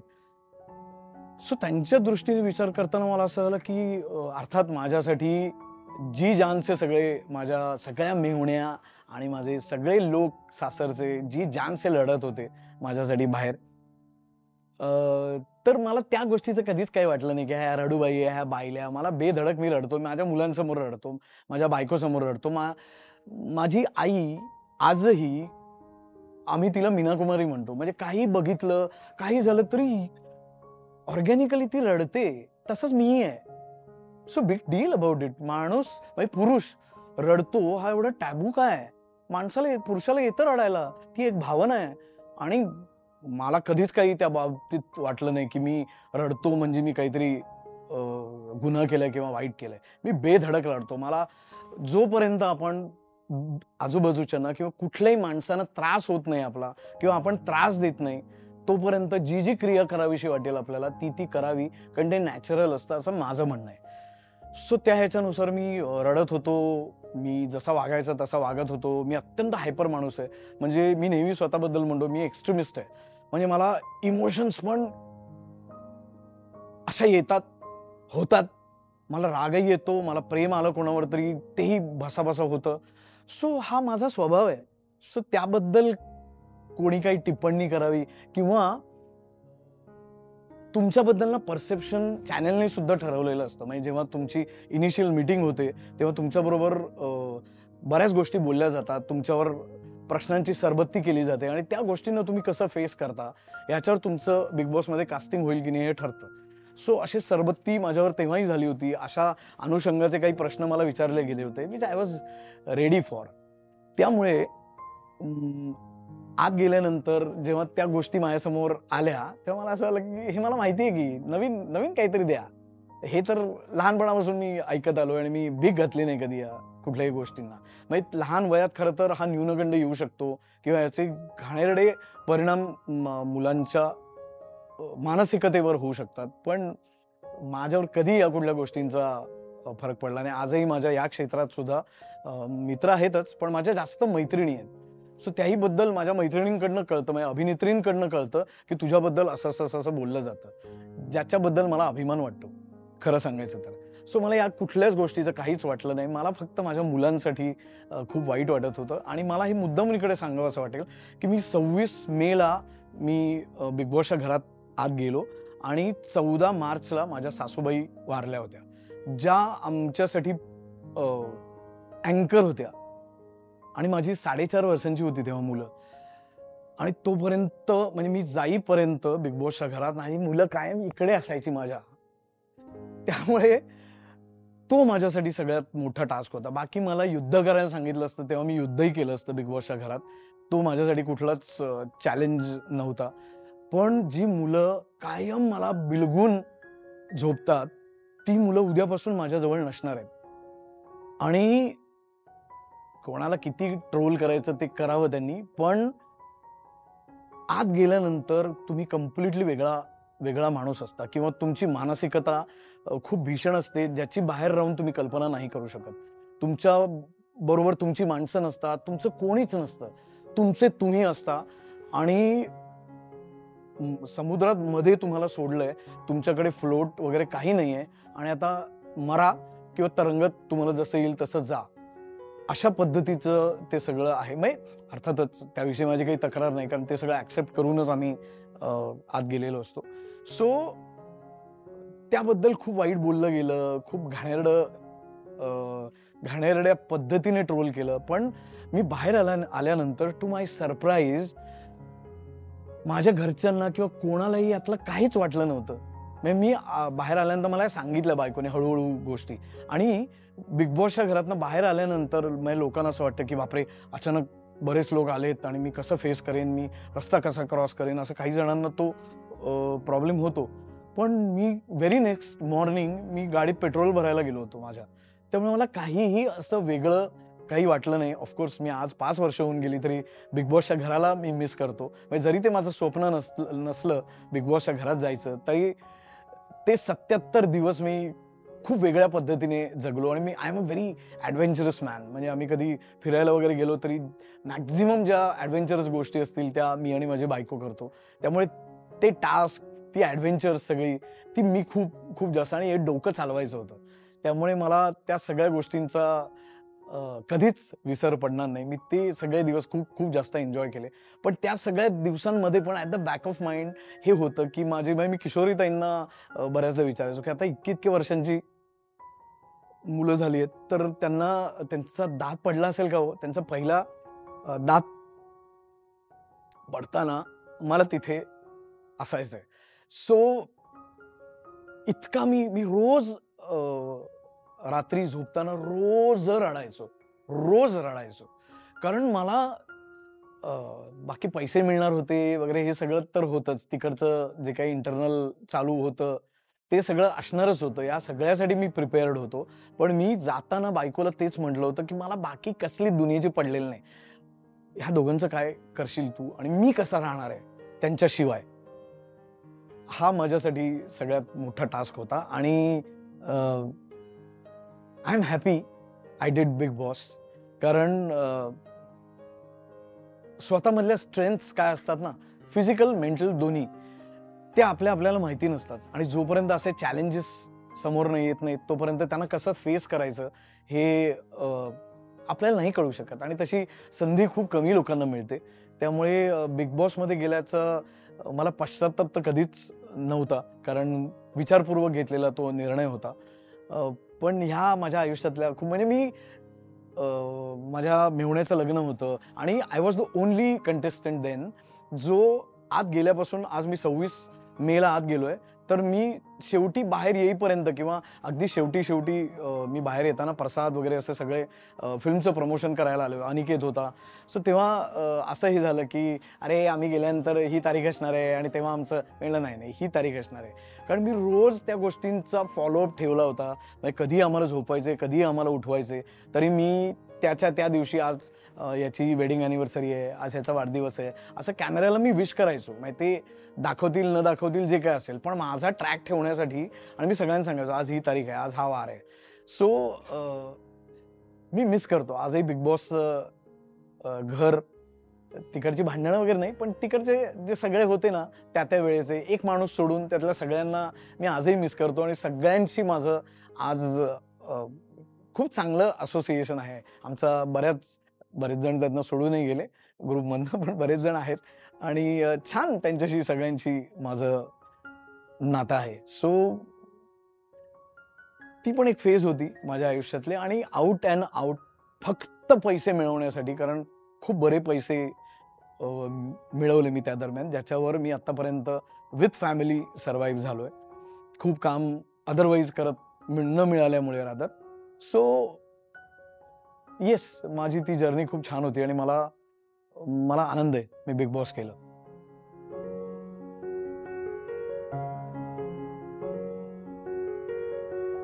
बाबांना मला हेच सांगायला आवडेल की माझं तुमच्यावर, तुम्हाला माहिती आहे त्याच्यापेक्षा खूप जास्त प्रेम आहे आणि तुमची इच्छा नाहीये, पण मला तुमच्यासाठी खूप काही करायचंय. खरं तर आपल्या कुटुंबावर एक अत्यंत कोणी विचारही करू शकणार नाही असा प्रसंग ओढवला होता. तर तुम्हाला आठवत असेल तेव्हा मी तुमचा मुलगा नाही, तुमचा बाबा म्हणून मी तुमच्या बरोबर होतो. पाठीशी नाही म्हणणार, मी तुमच्या बरोबर होतो आणि यू बिंग यू, तुम्ही खूप स्वाभिमानी आहात. तुम्हाला कोणाचकडनं काही नकोय, पण एक मुलगा म्हणून ते माझं कुठेतरी आत अपूर्ण राहिलंय की मला माझ्या बाबांना काहीतरी द्यायचंय, बाबांसाठी खूप काही करायचंय. सो ह्या जन्मात नाही, पुढल्या कुठल्या तरी जन्मात ते तुमच्यासाठी करण्याची माझी इच्छा आहे. सो पुढल्या कुठल्या तरी जन्मात ते माझ्यासाठी पूर्ण करा. आणि मुलांसाठी मुलांसाठी काय म्हणू, मी फक्त त्यांना जन्म दिला नाहीये अनफॉर्च्युनेटली, नाहीतर पोट फाडून तोही द्यायला मला आवडलं असतं. त्या वेदना सहन करायला मला आवडल्या असत्या. त्यासाठी मला कोणी बायल्या म्हणो, मला आणखीन काही म्हणो, मला कसलीही पर्वा नाही त्या कुठल्याही गोष्टीची. प्रत्येक पुरुषाच्या आत एक स्त्री असते असं म्हणतात. So I celebrate that if I have that within. So ते मला तुमच्यामुळे मला त्या दोन्ही गोष्टी म्हणजे मातृत्व आणि पितृत्व हे दोन्हीही अनुभवता आलं, येतंय आणि येत राहील याही पुढे. या गोष्टी इतका मला बाकी आयुष्यात दुसऱ्या कुठल्याही गोष्टीचा आनंद नाही. म्हणजे माझी मुलं जेव्हा झाली तेव्हा एक पहिल्या 3-4 दिवसात आमच्या मॉलिशवाल्या ज्या मावशी येतात आपल्या घरी मुलांना मॉलिश करायला, तर त्या सोडून गेल्या अचानक. तर माझ्या सासूबाई आणि बायकोला झालं की अरे बापरे, आता? तर मी त्यांना लिटरली 3ऱ्या का 4थ्या दिवसापासून पायावर असं घालून तेल मॉलिश करून व्यवस्थित त्या बायकांसारखं तान्ह्या मुलांना 3-4 दिवसाच्या तेल मॉलिश, त्यांना डोक्यावर असा हात ठेवून कपाळावर साबण तो जॉन्सन बेबीचा येतो तो तसा लावून डोळ्यात जाऊ नये, मग चण्याचं पीठ त्यात हळद घालून ते सगळं मी केलंय. आणि ट्विन्स होती त्यामुळे 6वा महिना लागल्यापासून बायकोला पाठ टेकून बिचारीला झोपता आलं नाही. म्हणजे ती आराम खुर्चीत बसून झोपायची आणि तिचे पाय सुजायचे वगैरे अशा गोष्टी झाल्या होत्या. आणि नेमका तेव्हा अनफॉर्च्युनेटली मी तिच्या जवळ नव्हतो, कारण माझी खूप कामं चालू होती आणि ह्या पुढच्या सगळ्या जबाबदाऱ्यांसाठी पैसे कमावणं तितकंच आवश्यक होतं. सो मुलं झाल्यानंतर मॉलिश करण्यापासून, डायपर्स बदलण्यापासून मी तिला रात्री कधीच उठवलं नाही की दोघांचंही जे काय होईल ते मी बघीन. आणि आमच्याकडे एक ताई होती, नंतर मिळाली होती आम्हाला मदतीला. सो ती आणि मी जे काही व्हायचं ते रात्री उठून कितीही वाजता टॅ झालं की लगेच पावडरचं दूध करून त्यांना पाजणं, शी झाली की लगेच ते डायपर्स बदलणं. सो हे सगळं मी खूप आवडीने केलंय आणि ह्याचसाठी माझा जन्म झाला होता. या भावनेनी मग ते आहे माझ्यात. मी मगाशी म्हटलं त्याप्रमाणे मला लहान असल्यापासून बाबा व्हायचं होतं आणि मला असं वाटतं की मी नाहीये, पण मला I want to be best father, की माझ्या मुलांनी मोठं झाल्यानंतर म्हणलं पाहिजे की आमचा बाबा आमचा मित्रही आहे आणि सगळ्यात जवळचं जर आमच्यासाठी कोण असेल तर आईने असावं, पण बाबा. सो असंच नातं आमचं आहे. मल्हारशी विशेष आहे, कारण मल्हार इज, जसं मी माझ्या बाबांचा रेप्लिका आहे तसाच मल्हार माझा रेप्लिका आहे आणि तो मायन्यूटेस्ट गोष्टी माझ्यातल्या ऑब्झर्व करत असतो. राधाही करत असते, पण मल्हार इतकी ती आउटस्पोकन नाही. मल्हार इज व्हेरी एक्सप्रेसिव्ह आणि व्हेरी आउटस्पोकन. त्यामुळे तो खूप माझ्यासारखा पटकन बसा रिॲक्टही होतो, त्याला जे वाटते ते सांगतोही. आणि त्याच्यासाठी आज तरी सगळ्यात जवळचं जर कोणी असेल तर तो बाबा आहे. म्हणजे तो अगदी लहान होता, मला आठवतंय 2.5 वर्षांचा तो असेल, जरा त्यांना समज बारीकशी यायला लागली होती, तेव्हापासून माझ्या जवळ झोपण्यासाठी तो राधाबरोबर जे जे काही त्याला करता येईल ते करायचा आणि तो माझ्याजवळ येऊन झोपायचा आणि माझ्या अंगावर हात टाकून झोपल्याशिवाय त्याला झोप येत नाही आजही. आणि एका पॉइंट नंतर मला हे कधी जाणवलं नाही खरं तर, पण एका पॉइंट नंतर जेव्हा राधा तशी एक्सप्रेस झाली की बाबा तू रोज मल्हारलाच घेऊन झोपतोस आणि मला पण झोपायचंय तुझ्याजवळ, तेव्हा मला असं आलं की नाही यार, ह्या गोष्टीचा आपण, म्हणजे तृप्तीनी नंतर मला हे सांगितलं की ती माझ्याकडे हे बोलायची, तर मी एकदा तिला सांगितलं सांग ना बाबाला, तर तिने सांगितल्यानंतर मला असं आलं की आईला ह्या गोष्टीचा आपण कधी विचारच केला नाही. मला असं वाटलं की तो येतोय नॅचरली माझ्याजवळ, सो ठीक आहे. मग तिलाही मी जवळ घ्यायचो, जवळ घेऊन झोपवायचो. पण हा राजकारण करून आजही माझ्याजवळ झोपायला जे काही त्याला करता येईल ते करतो. पण तो अर्ध्या रात्री आम्ही दुसरीकडे झोपवलं असेल, काही केलं असेल, तर तो माझ्याजवळ येऊन झोपतो. मी जसा बोलतो, जसा वागतो, मला भयंकर लक्ष ठेवून वागायला लागतं. ड्राईव्ह करताना, अदरवाईज कोणाशी तावातावाने बोलताना, मी माझा जर कंट्रोल जात असेल तर तेव्हा मी काय शब्द वापरतोय, कशा पद्धतीने बोलतोय, ह्या सगळ्या गोष्टींकडे मला खूप लक्ष ठेवायला लागतं. आणि एक जीव आहे माझा आणि दुसरा प्राण आहे, असं मी नेहमी त्यांना मजेने म्हणतो. राधा आउटस्पोकन नसल्यामुळे तिला असं वाटतं की बाबा तू मला जवळ घेत नाहीस, तू मला पण तू हवायस, माझ्यावर प्रेम कर.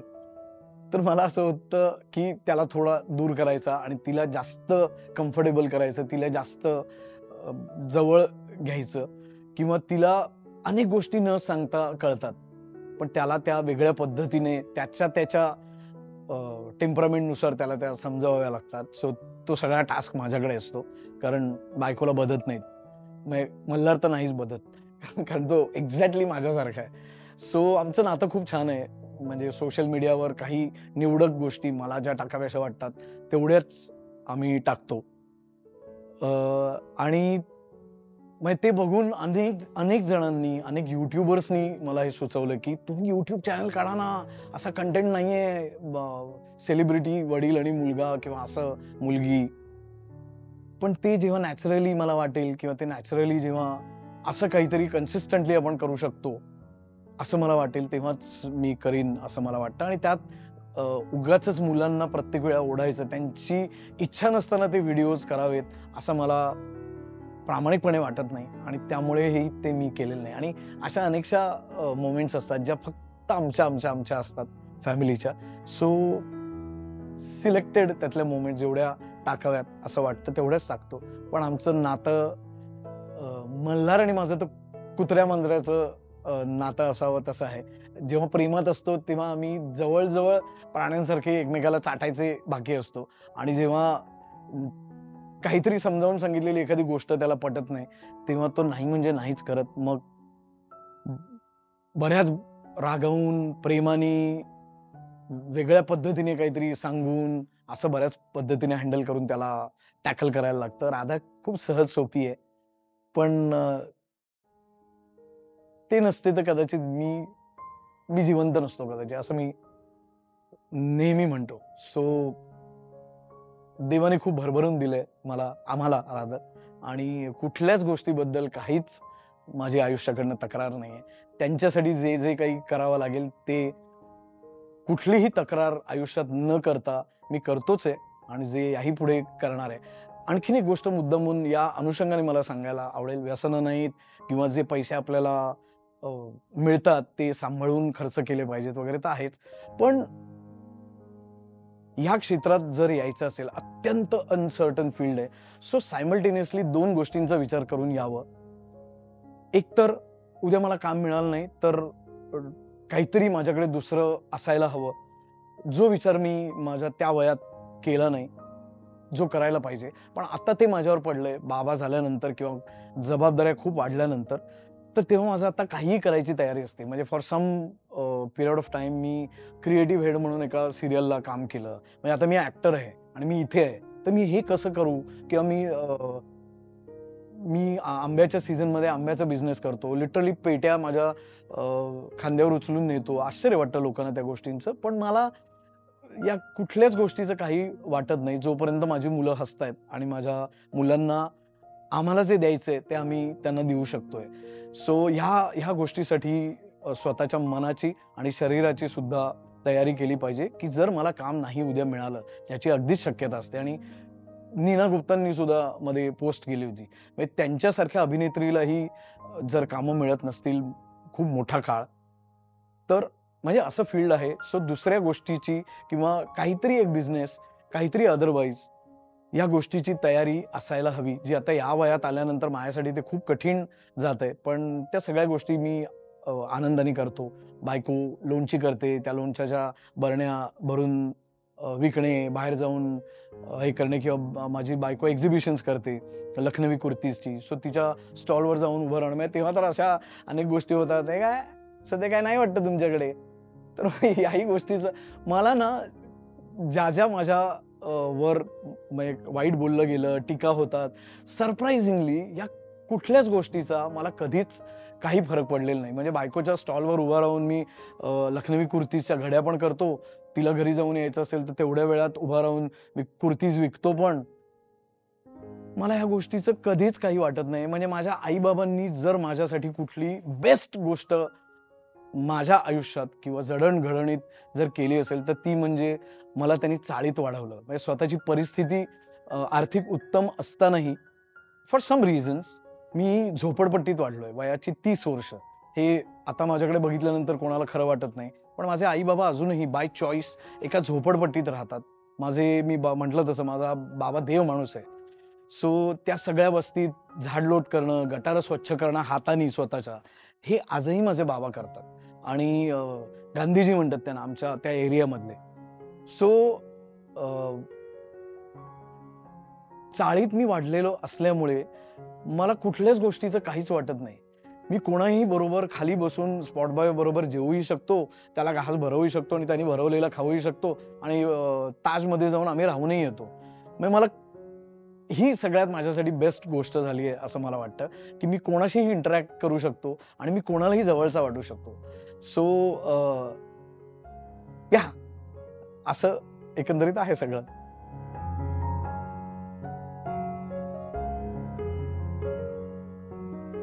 मी खूप जास्त एन्जॉय केलं आणि मी सुरुवातीला म्हणजे ऑफ कॅमेरा तुम्हाला म्हटलं त्याप्रमाणे हा सेट इतका व्हायब्रंट आणि इतकं वाईब त्याची इतकी पॉझिटिव्ह आहे ना, ते सगळे कलर्स म्हणजे आधीचे एपिसोड्स मी बघितलेत. सो इकडे आल्यानंतर मी अरे बापरे, आता आपण इंटरव्ह्यूला चाललोय आणि आपल्याला असंच बोलायचं आहे, एवढंच बोलायचं आहे, हे बोललं तर ट्रोल होईल आपल्याला कदाचित, यावरनं काहीतरी हे होऊ शकतं. या कुठल्याही गोष्टी डोक्यात मनात न येता आतल्या गोष्टी म्हणजे जे इनसायडर्स असं जे त्या पॉडकास्टचं नाव आहे आपल्या म्हणतो मी, because I am a part of it now.